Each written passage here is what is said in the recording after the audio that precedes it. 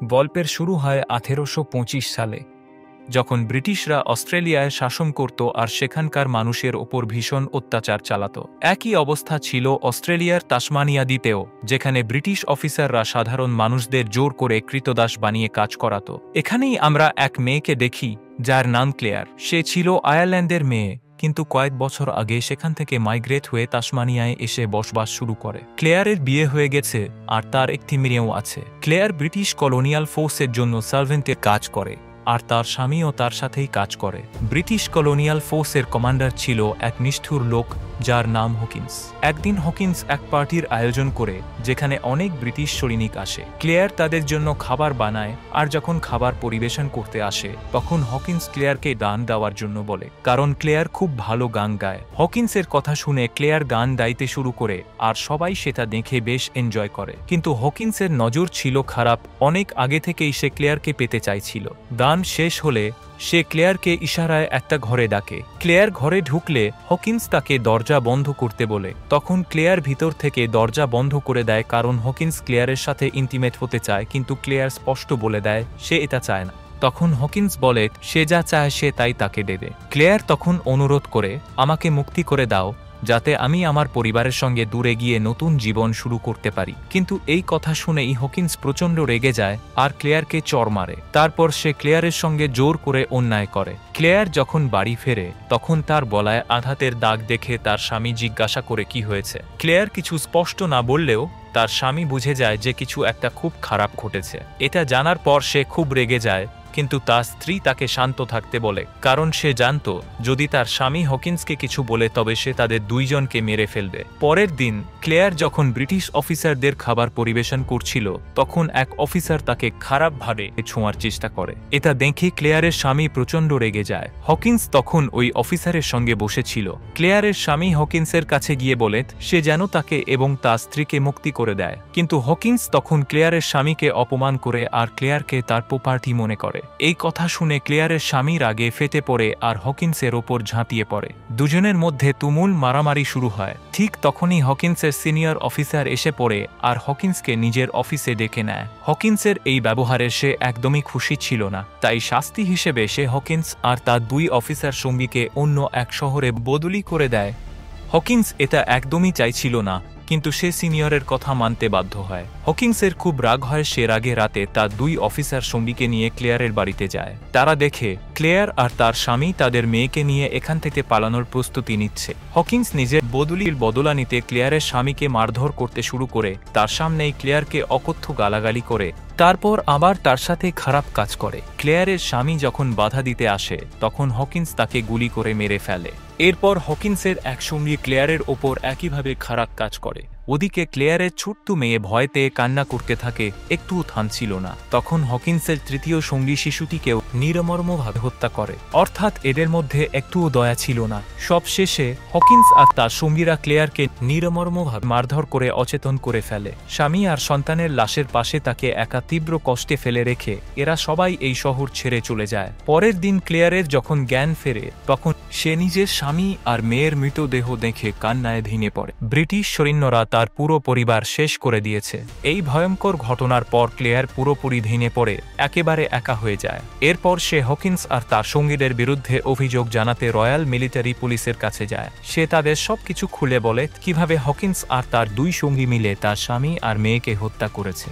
কিন্তু পুলিশ তার কথা একদমই কানে তোলে না। উল্টে তারা বলে হকিন্স আর তার সঙ্গীরা গত রাতেই এখান থেকে চলে গেছে। ক্লেয়ার হতাশ হয়ে ফিরে আসে। এখন তার মন শুধু দুঃখ আর প্রতিশোধের আগুনে ভরে যায়। সে ঠিক করে নিজেই হকিন্স আর তার সঙ্গীদের হত্যা করে এর বদলা নেবে। কিন্তু সমস্যাটা হলো সে জানতই না হকিন্সরা কোন দিকে গেছে। তাই সে সাহায্যের জন্য এক স্থানীয় আদিবাসী লোকের কাছে যায় যে এই জঙ্গল আর পথঘাট সম্পর্কে ভালো জানে। ওই লোকের নাম ছিল বিলি। ক্লেয়ার তাকে মিথ্যে বলে যে হকিন্স তার স্বামীকে বন্দি করে নিয়ে গেছে, তাই তাকে খুঁজে বের করার জন্য বিলিকে তার সাহায্য করতে হবে। বিলি তখন বলে গত রাতেই আমার কাকাকে হকিন্স গাইড হিসেবে নিয়ে গেছে, আমি জানি তারা কোথায় যাচ্ছে। কিন্তু বিলি ভাবছিল ক্লেয়ারও এক ব্রিটিশ, তাই সে ক্লেয়ারের কাছে টাকা চায় আর শর্ত দেয় এবং বলেই যে পথে যেন তার কোনো ক্ষতি না হয়। ক্লেয়ার রাজি হয় আর তাকে কিছু টাকা দেয়।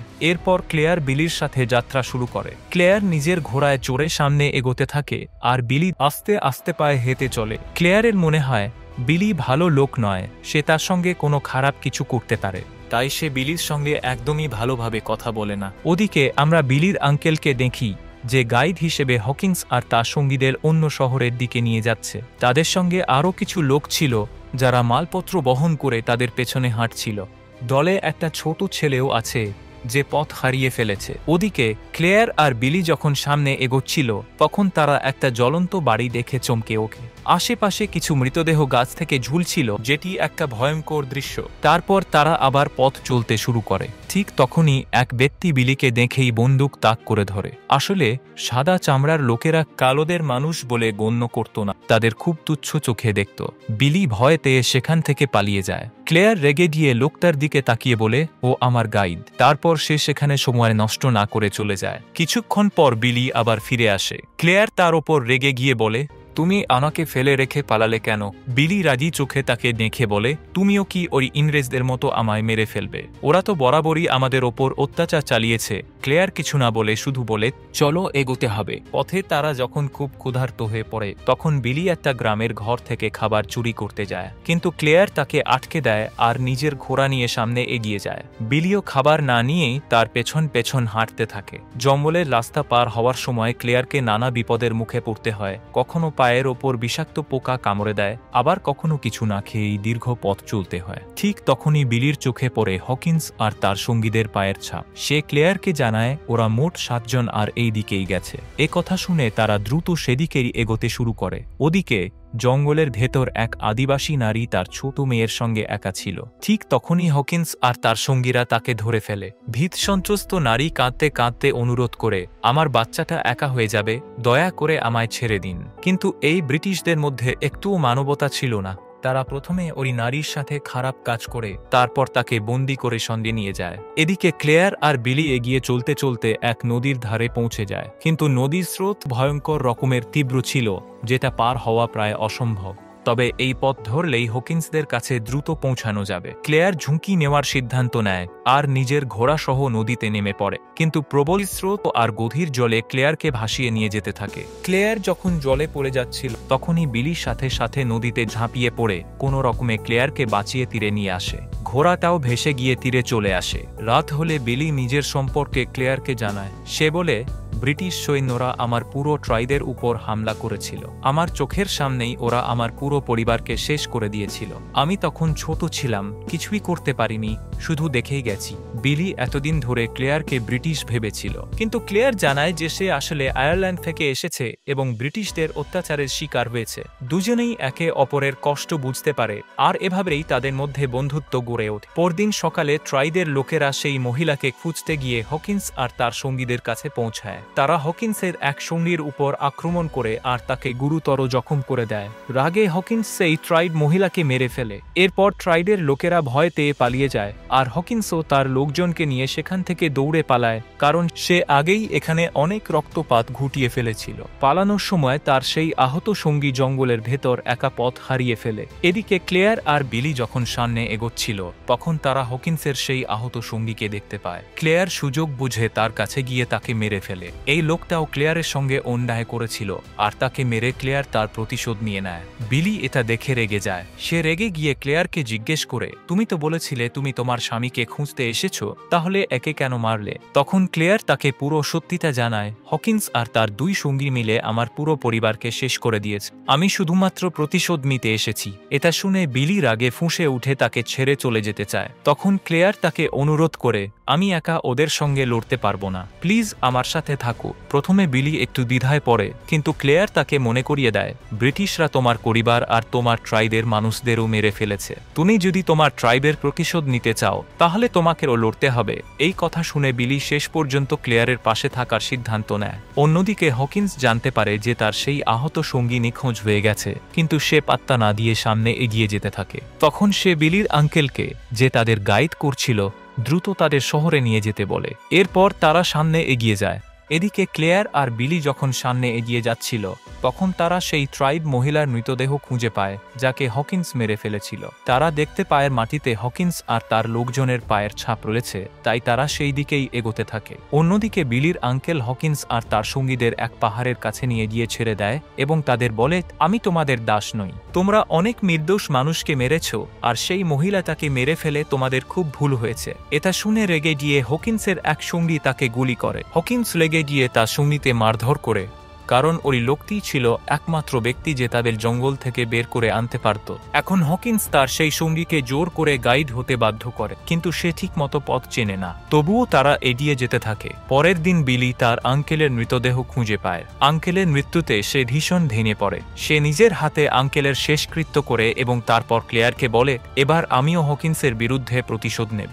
এখন দুজনের মনেই প্রতিশোধের আগুন জ্বলছে আর তারা হকিন্সকে শেষ করার জন্য এগিয়ে যায়। কিছুক্ষণ পর তারা এক পাহাড়ের নিচে হকিন্সকে দেখতে পায়। বিলি বলে, ক্লেয়ার, এটাই সুযোগ, গুলি করো। কিন্তু ক্লেয়ার হকিন্সকে দেখে মুহূর্তের জন্য থমকে যায়। এদিকে হকিন্সও তাকে দেখতে পেয়ে যায় এবং কোনো দ্বিধা না করেই গুলি চালিয়ে দেয়। গুলি ক্লেয়ারের কাঁধ ছুঁড়ে বেরিয়ে যায় আর তখনই দুজন দৌড়ে পালাতে শুরু করে। বিলি ক্লেয়ারকে এক গাছের আড়ালে লুকিয়ে রাখে এবং নিজে ঘোড়া আনতে যায়, কিন্তু হকিন্স তাকে দেখে ফেলে এবং ধরে নিয়ে জোর করে তার নতুন গাইড হতে বাধ্য করে। বিলি ভয়ে তাদের কথা মেনে নেয় আর তারপর তারা হাঁটতে শুরু করে। অন্যদিকে ক্লেয়ার তখনও গাছের আড়ালে লুকিয়ে থাকে। পরদিন বিলি হকিন্স ও তার সঙ্গীদের এক শহরের প্রধান রাস্তার দিকে পৌঁছে দেয়। তখন হকিন্স সেই পথ হারিয়ে যাওয়া ছোট ছেলেটির হাতে বন্দুক দিয়ে তাকে বিলিকে মারার নির্দেশ দেয়, কিন্তু ছোট ছেলেটি দ্বিধায় পড়ে যায়। সেই সুযোগ নিয়ে বিলি দ্রুত পালিয়ে যায়। হকিন্স প্রচণ্ড রেগে গিয়ে সেই ছোট ছেলেটিকে গুলি করে মেরে পালিয়ে যায়। পরের দিন সকালে আহত ক্লেয়ার কোনো রকমে টলতে টলতে শহরের মূল রাস্তায় এসে পৌঁছায়, যেখানে সে বিলিকে খুঁজে পায়। বিলিকে দেখে ক্লেয়ার খুব খুশি হয়। এরপর তারা দুজনে মিলে শহরের একটি বাড়ির ভেতরে যায়, কিন্তু সেখানে গিয়ে দেখে ইতিমধ্যেই সব মানুষকে হত্যা করা হয়েছে। তারা সেখান থেকে একটি বন্দুক নিয়ে সামনে এগিয়ে যায়। পথে তারা কিছু ব্রিটিশ সৈন্যকে দেখতে পায় যারা কিছু কালো আদিবাসী পুরুষদের বন্দী করে রেখেছে। তাদের মধ্যে একজন বিলিকে দেখে বলে, আমি আমাদের ট্রাইবের শেষ জীবিত ব্যক্তি। এটা শুনে বিলি পুরোপুরি ভেঙে পড়ে। ঠিক তখনই এক বন্দী ব্রিটিশ সৈন্যদের অত্যাচারের বিরুদ্ধে চিৎকার করতে থাকে, কিন্তু সৈন্যরা সব আদিবাসীদের গুলি করে মেরে ফেলে। এরপর তারা কাটা মাথাগুলোকে ট্রফির মতো সঙ্গে নিয়ে যায়। তারা বিলিকেও মারতে যাচ্ছিল, কারণ সেও একজন কৃষ্ণাঙ্গ ছিল, কিন্তু ক্লেয়ারকে তারা নিজেদের লোক ভাবে। তাই বিলিকে বাঁচানোর জন্য ক্লেয়ার বন্দুক তুলে বিলির দিকে তাক করে এবং বলে, তোমরা যাও, আমি এই আফ্রিকানকে শেষ করে দেব। এটা শুনে সৈন্যরা সেখান থেকে চলে যায় আর ক্লেয়ার দ্রুত বিলিকে নিয়ে চলে যায়। পরদিন সকালে ক্লেয়ার আর বিলি সেই শহরে পৌঁছায় যেখানে হকিন্সের বদলি করা হয়েছিল। সেখানে ক্লেয়ার পুলিশ অফিসের বাইরে হকিন্সকে দেখে। এরপর যখন সে ভেতরে যায়, হকিন্স তাকে দেখে রেগে গিয়ে প্রাণে মেরে ফেলার হুমকি দেয়। তারপর রাগে সেখান থেকে বেরিয়ে যায়। ক্লেয়ারও তার পিছু নেয় এবং এক ঘরে ঢুকে ব্রিটিশ কর্মকর্তাদের সামনে হকিন্সের সব অপরাধ ফাঁস করে দেয়। সে বলে কিভাবে হকিন্স তার পুরো পরিবারকে হত্যা করেছিল।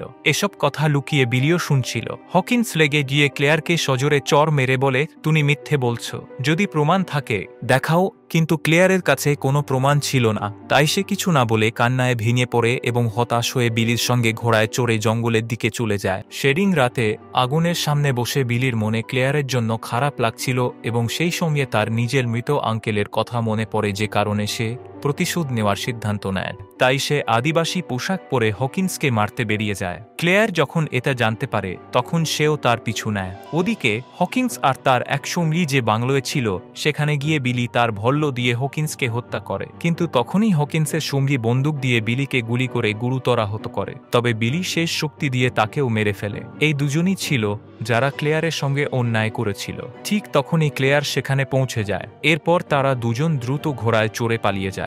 এরপর তারা সমুদ্রের তীরে এসে পৌঁছায়। তখন ভোর হয়ে গেছে। বিলি আনন্দে নাচতে নাচতে গান গাইতে থাকে। ক্লেয়ারও তার মাতৃভাষা আইরিশ ভাষার একটি গান গায়। সেখানে দাঁড়িয়ে তারা দুজন একসঙ্গে সূর্যোদয়ের দিকে তাকিয়ে থাকে। এভাবেই সিনেমার সমাপ্তি হয়।